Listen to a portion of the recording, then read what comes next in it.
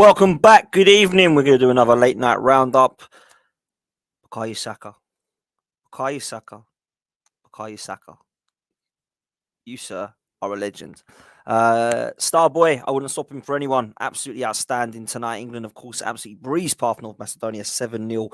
Bukayo Saka was by far man of the match. Absolutely outstanding performance from the young lad. It's unbelievable to know and believe and try to understand that this kid is only 21 years old. How much better is he going to get? How many more levels is he going to go up? This kid's sick. Everybody around the place loves him. And I look at what everyone is reacting to when he's coming off with the match ball, and everyone's so pleased for him because they love the kid. And that goes a long way. The off-the-field stuff really does. Whenever you see footage and CCTV or cameras or training or whatever, any single footage of Bukayo Saka, there's someone with their arm around him. Absolutely love the kid. And fair play, man, because this guy deserves a lot of credit. Again tonight, all three goals, very, very different. You look at the first one, we've seen that a couple of times at the Arsenal shirt where he's cut inside and he's bang straight into that top corner. Absolute bullet. His shots, I remember when he first come to Arsenal, at times are a little bit weak. He used to pass it at the goal. He used to try and slot it home. He used to try and place it. Now he's putting his foot through it. And I think that epitomizes what we've seen from Bukayo Saka in terms of the level of his game that he's got up in that first goal.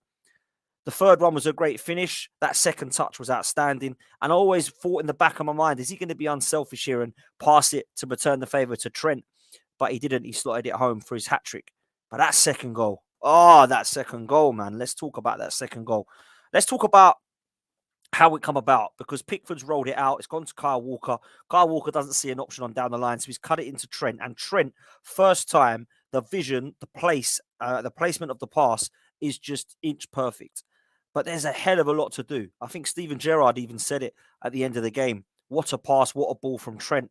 But my God, there's still loads to do. The first touch, you think, has he got that under control? Yes, he has. Bang, top corner, left foot. One of the best goals I've seen him score. Absolutely superb. And I love the link up between the pair of them. I thought Trent Alexander, yet again in midfield, everyone laughed and said it's only the opposition and the plumbers and the binmen. But these two kids look on fire, and I don't care who it's against. I love watching good moments of good goals and good football, and that's what we got tonight. Personally, we had another good performance from the likes of Declan Rice. Listen, England played well. There was nobody there tonight that played up poor. I think Harry Maguire, Jordan Pickford, Luke Shaw, there's always question marks over these players. They don't really let Gareth Southgate down. And although I wouldn't pick those players, personally, I'd like to see some of the others give a chance who've been performing week in, week out for their club sides. You can't sit there and say that they've ever let Gareth Southgate down. Jordan Pickford's been amazing in penalties and moments and great saves. And I remember the save against Colombia a couple of tournaments ago. He was outstanding. One of the best saves I've seen in an England shirt. So Gareth Southgate's gone for it. If I'm picking my England side, it looks a little bit different. It doesn't look miles different from it. I think most of the positions, though, have been nailed down, and that's by the players themselves. And you have to say now that Bukayo Saka is the first name on the team sheet in the England team sheet at the moment. You have to say that, you know. People always look at Harry Kane. They always look at Declan Rice now. Bukayo Saka has to be one of the first names on the team sheet. It has to be said. It really does. And I think Gareth Southgate loves him as much as Mikel Arteta loves him. I don't know any players, neutral fans, footballing men that dislike Bukayo Saka. How can you not like the kid? You know, it's easy for me to sit there and be biased and get called that I only do this because I'm a gooner. I love Bukayo Saka, whatever, of course I do. But I look at him right now and I think to myself, you deserve absolutely everything you're getting in terms of plaudits. It's fantastic to see. The kid plays week in, week out for club and country. And I have to say, he's one that deserves a long, long break now. And I hope he has a wicked break and a wicked holiday because he deserves it. He's worked his absolute socks off from start to finish this season, Bukayo Saka. What a way to end a hat-trick in an England shirt. The last player to do it apparently was Theo Walcott, another Arsenal player. Just saying. Bukayo Saka, I think now, needs to be discussed as one of the best in his position in the world. A lot of people say he's not world-class. Define world-class. That's why I put it in the title of this video. World-class status, question mark. What is it? What does it mean? Is it you get into a world 11? Is it you'd start for any team? Is it you'd be in the top 3 positions in world football? What is it? No one can tell me what world-class means. For me, he's a talented boy. He's definitely up there, if you're picking a world 11, in your mind at right wing. People have talked about Salah. People will talk about Mbappe, Haaland, Saka, Vinicius Jr. For me, he's in that bracket now. He's looking up there in that position. Now, if he can go on to continue to do what he's doing, he is going to be in the bracket of world class at one part in his career. Whether you think that's now, in a few years' time, I'll let you debate that. For me, he's outstanding. I just think what a talent. Now, let me give you some props for Trent Alexander-Arnold while we're on top players. I don't think there's any doubt Trent Alexander-Arnold is an outstanding footballer. I don't think there's any doubt of that whatsoever. When I look at it, I think on the ball, I look at a very comfortable footballer. And earlier on the punditry, we're comparing him to David Beckham. Now, I think they're slightly different, but I look at it and I understand what they're talking about in terms of the delivery and the set pieces. He's probably the best set piece taker I've ever seen, David Beckham. A lot of people will throw other names in the hat, and you can do. But for me, David Beckham has to be the best that I've seen, that I've witnessed in live football. But for me, Trent is right up there with technical ability, set pieces, pace, power, drive, technique. I don't really think this guy is anything he can't do other than one thing, and that's track back and defend. So I won't have that Trent Alexander-Arnold is a great defender. I won't have that, but I will have that he's a great footballer. And I would be very, very surprised if we don't see Trent Alexander-Arnold hold down this position now. He's already seen at the back end of last season more of an inverted role in midfield than as a wing back or a right back. And Klopp was utilising that well, and it was working for Liverpool on the back end of last season. And now we've seen him come into actually midfield alongside Rice and Bellingham when Bellingham's fit. I think that's what we might look at. I really do. I've been very impressed, like very, very impressed. You know, for me, Rice and Henderson and Phillips, they're all solid. But I look at Rice and Trent and Bellingham. That's a very exciting young midfield that's going to move forward. So for me, it's got to be there, man. It's got to be there. Bit of quiz time. Big up across the pond. Sports Talk. Hope you're well, my bro. Says, what are the other three Arsenal players with hat-tricks for England? Quiz for Potsy. Well, I'm going to put it out to the chat because I only can think of one. And that is Theo Walcott along with Bukayo Saka. There's three Arsenal players. So there's two. Who is the other one? Or do you mean there's another two other than, another three as well as Bukayo Saka? I can't think at the moment. I can think of some English players. Jack Wilshere, I know, got two, but I don't think he got three. Ian Wright, did he ever get a hat-trick for us? Rocky, Parler. Most of the Arsenal players never got a look in, did they? It was weird.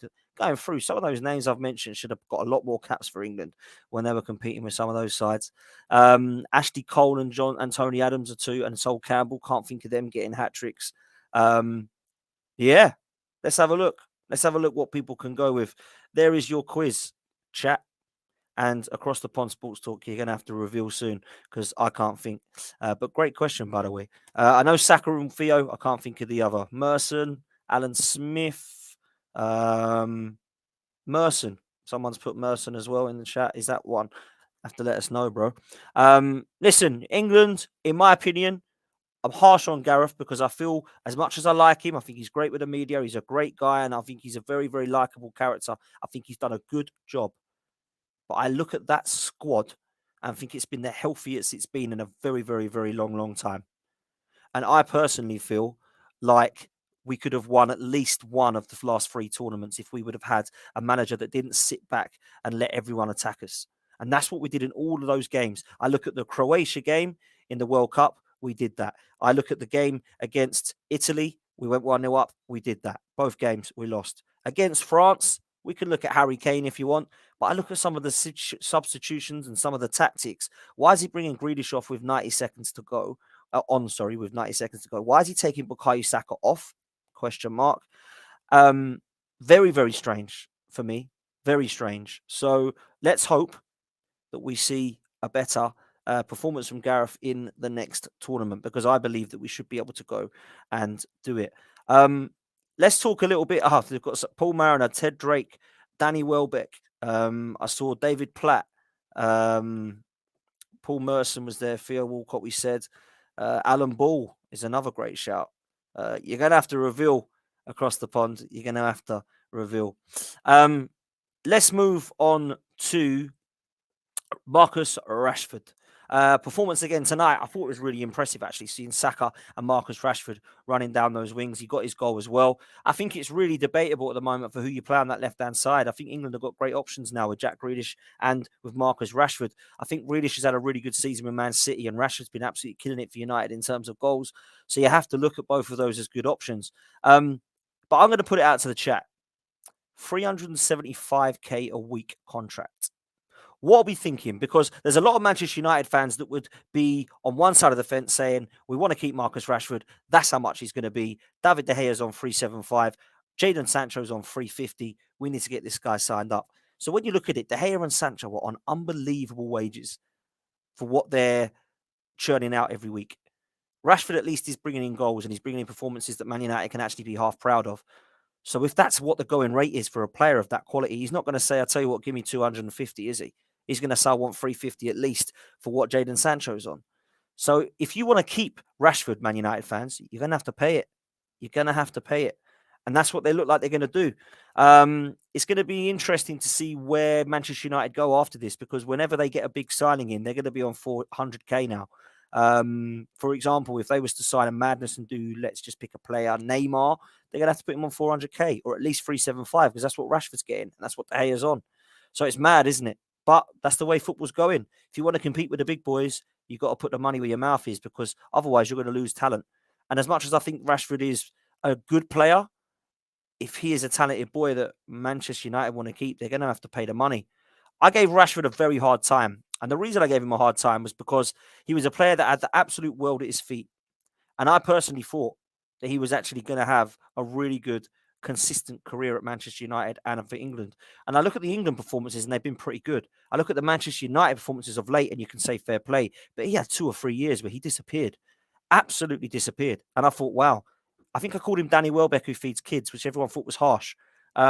But it wasn't supposed to be. It was supposed to give him a kick up the backside because I saw something in him.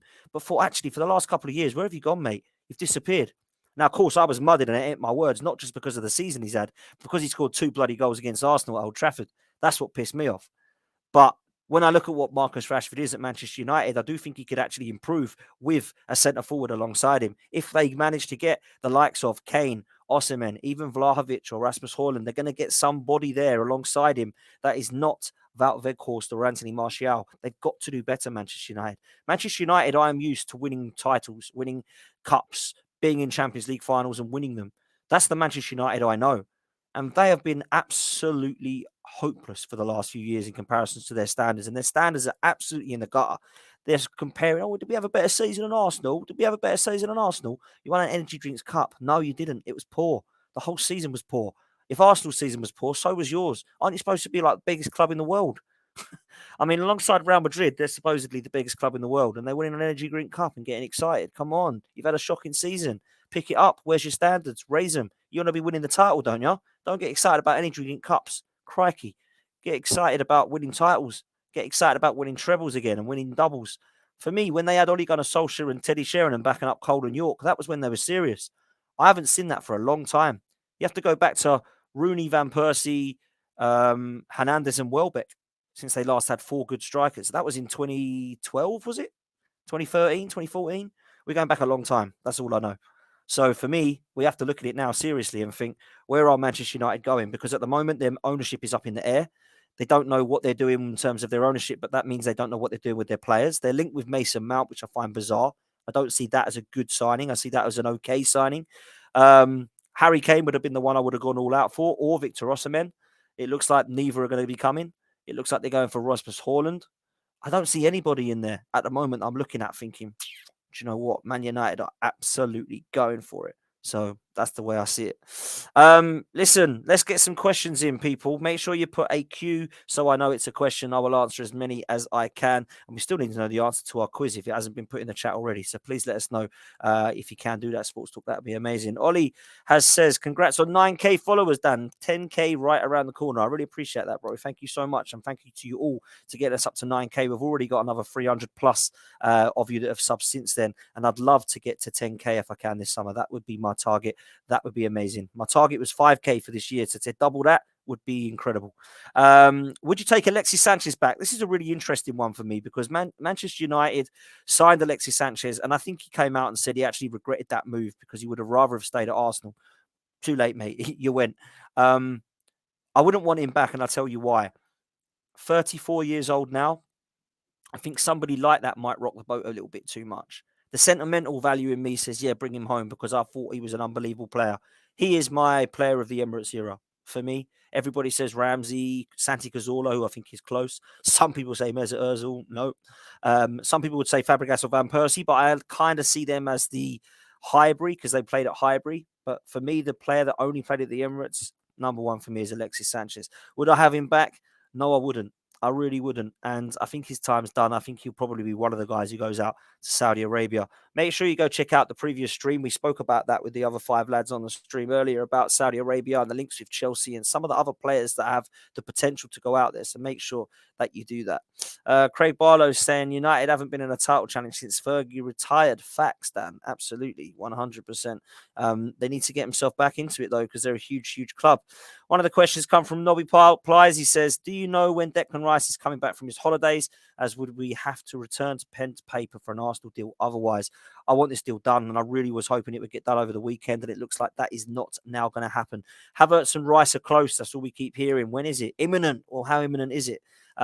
We need to get these 2 guys done if this is the way we're going. I don't know if people believe that Havertz and Rice will be fantastic signings. I, for one, believe Rice will be. Havertz, I'm going to reserve judgment until he's in an Arsenal shirt.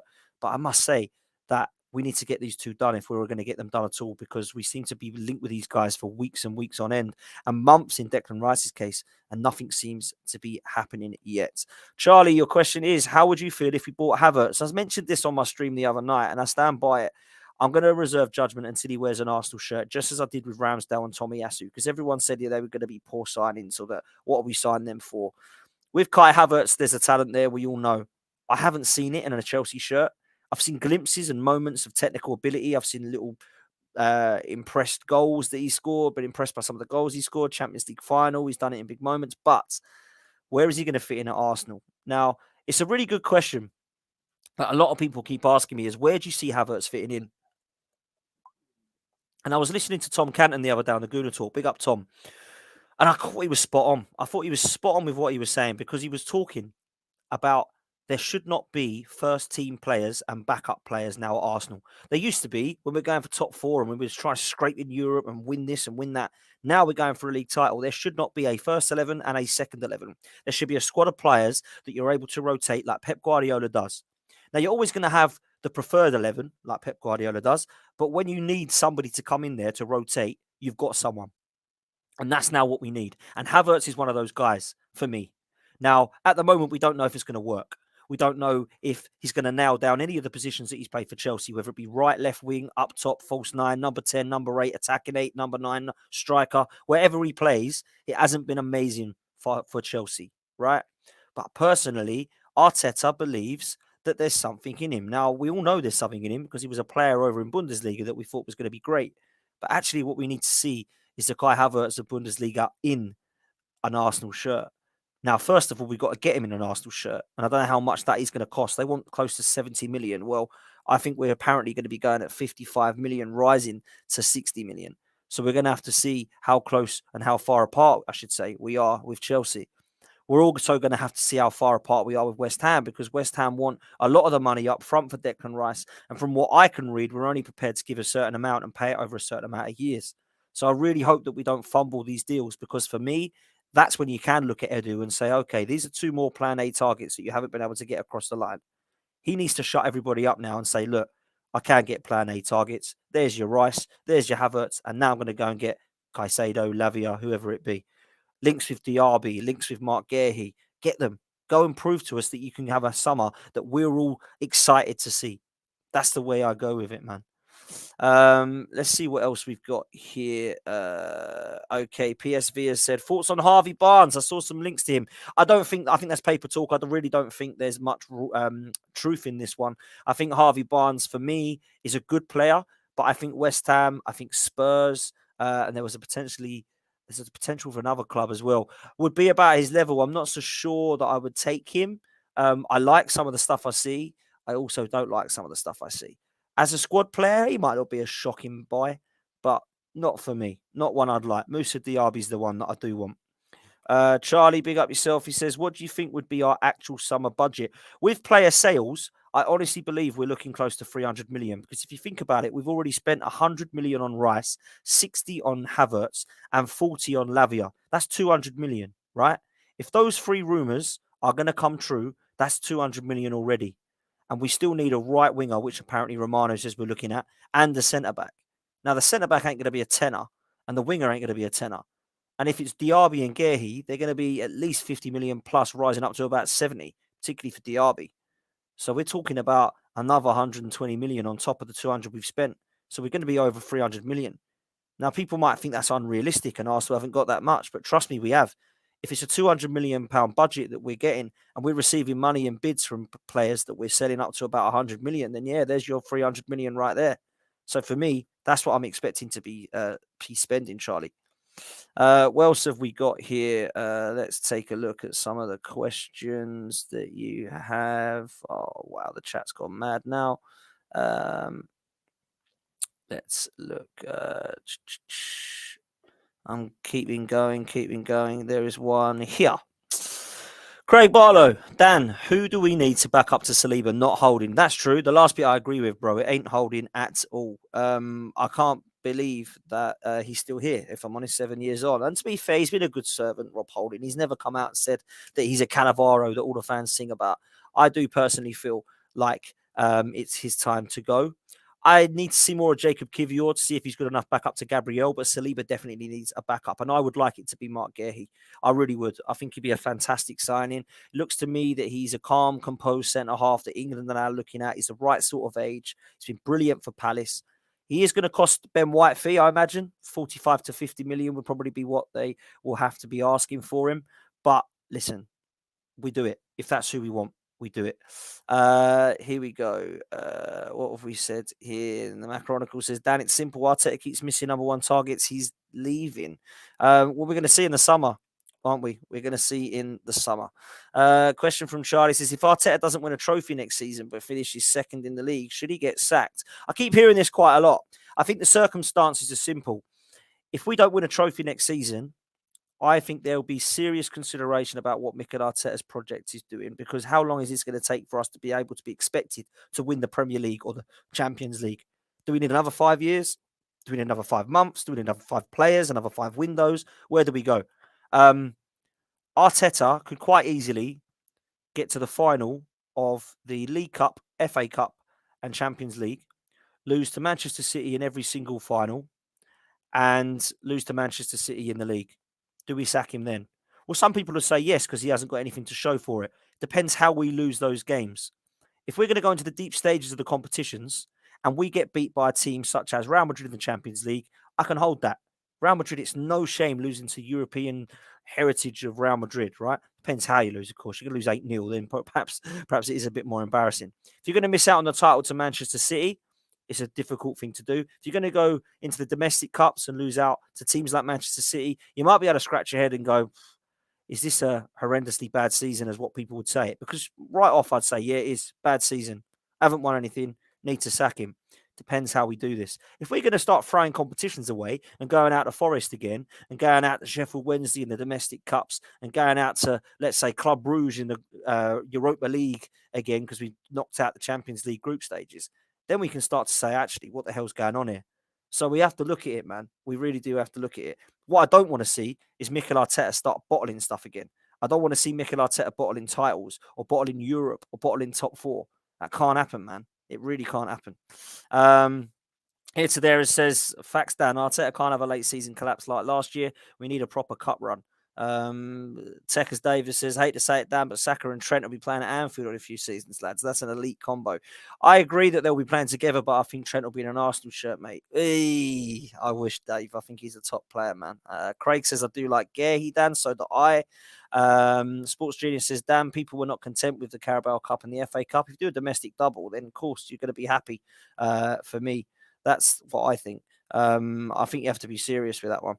Let's have a look at this one from Charlie. What's your minimum expectation for Champions League next season? I look at this seriously and think, who right now do you think we have no chance of beating in Europe? Some people would say Man City.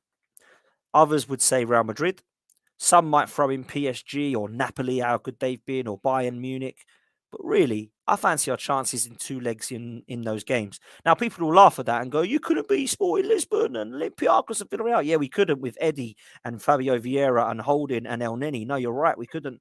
But we ain't going to be playing them, are we? Not going to be playing those teams. It's going to be our first 11, yeah? So our first 11 is probably going to be Rice, Partey and Erdegaard, yeah? Saka, Martinelli and Jesus. That's if Partey stays, by the way. Zinchenko, Ramsdale, White, Saliba, Gabriel. That's going to be the team. We're not going to have the teams that we've been playing in the Europa League. So I would say minimum quarterfinals. That's what my expectation is. Minimum quarterfinals. My aim is always to win it. That should always be my aim. My expectations at the moment with the squad we've got right now, I think we'll probably go out in the last 16 because it ain't good enough, the squad, right? But if we go and get the right players in the summer, which hopefully we're going to be linked with, then yeah, I think we should be at least going for the quarterfinals because we're one of the best. That means quarterfinals, we're one of 8 best teams in Europe. And I think that's what we are easily. So that's what my expectations are. And I'm not going out to anybody other than Man City or Real Madrid. Like, they're the ones we're going out to. We're not going out to like Anderlecht or Club Bruges or Maccabi Haifa, anything like that. We're not going out to those teams, man. That can't be happening. It just cannot be happening. Let's take your other question. I'm going to do 2 more. What we got here from Waves K. The reason the last few seasons we've got knocked out is due to the squad depth. I've just said that, and I totally agree, mate. I think it's bang on what you're saying there. One more from Charlie, who's going to be saying that tactically, what does Arteta need to do differently to challenge for the title again next season, as he can get found out after a while? Now, I do think squad depth comes into it. There has been times where Arteta's messed up. Of course, his in-game management needs to improve. His substitutions need to improve. Sometimes his team selections haven't been right, but actually it's more his substitutions and his in-game management.